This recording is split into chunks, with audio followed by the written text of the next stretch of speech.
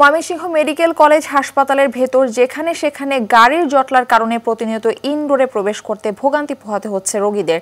বিভাগীয় নগরের একমাত্র চিকিৎসা কেন্দ্রের এমন দশার জন্য কর্তৃপক্ষের উদাসীনতাকে দায়ী করছে রোগীর স্বজনরা। তবে হাসপাতাল কর্তৃপক্ষ বলছে অভিযান চালিয়েও সমস্যার সমাধান করা যাচ্ছে না। ময়মনসিংহ প্রতিনিধি মোজাম্মেল খোকনের তথ্যচিত্রে আরও জানাচ্ছেন নুসরাত জাহান সিনথি।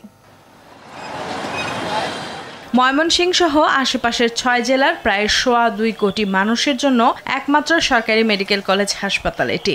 জরুরি বিভাগের সামনে অ্যাম্বুলেন্স দাঁড় করানো নিষেধ থাকা সত্ত্বেও তা অমান্য করে প্রতিনিয়ত রোগীবিহীন অ্যাম্বুলেন্স দাঁড় করিয়ে রাখা হচ্ছে, যা দেখে মনে হয় এটি অ্যাম্বুলেন্সের স্ট্যান্ড। এই অবস্থায় রোগী নিয়ে হাসপাতালে ঢুকতে রীতিমতো যুদ্ধ করতে হয় স্বজনদের। তবে চালক ও মালিকদের দাবি, জুলাই বিপ্লবের আগে এসব অ্যাম্বুলেন্স রাস্তার পাশে রাখা হতো, কিন্তু সম্প্রতি সেখান থেকে উচ্ছেদ করে দেয় হাসপাতালের ভেতরেই এসব রাখতে বাধ্য হচ্ছেন তারা। আগে হাসপাতালের রোডের সাইডে রাখতাম, সময় আমাদের রাখতে দেয় না, ভিতরে আমরা রাখতাম। কর্নেল স্যারে মনে করেন যে আমাদেরকে 10টা গাড়ি রাখবার, আমাদের গাড়ি এলো 70-80টা। আমাদেরকে আর গাড়ি কোনোখানে রাখতে দেয় না, তাহলে আমরা যাবো কোথায়? আর আমরা কিভাবে আমরা এই রোগীর সেবাগুলো দেব?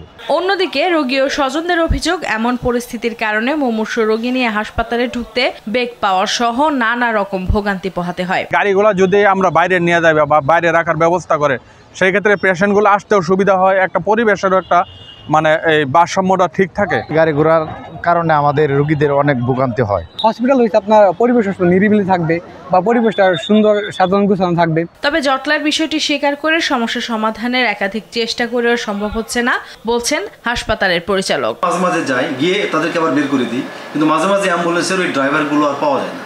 তখন ওই অ্যাম্বুলেন্সগুলোকে আমি ওই মুহূর্তে সরাইতে পারি না, তখন আবার পুলিশকে ইনফর্ম করতে হয়, তারা এসে আবার অভিযান চালায়, তখন আবার তারা আবার চলে যায়, কিন্তু পরে তারা আবার ভেতরে ঢুকে পড়ে। এই যে এইভাবে যে চলতেছে, এই জন্য আসলে সবসময় এই সমস্ত অ্যাম্বুলেন্সকে আমরা এখান থেকে 100% একদম দূর করতে পারি। রোগীদের ভোগান্তির কথা চিন্তা করে দ্রুত এই সমস্যার সমাধানের সরকারের কঠোর নজরদারি কামনা করছে ভুক্তভোগীরা। নুসরাত জাহান সিনথি, RTV।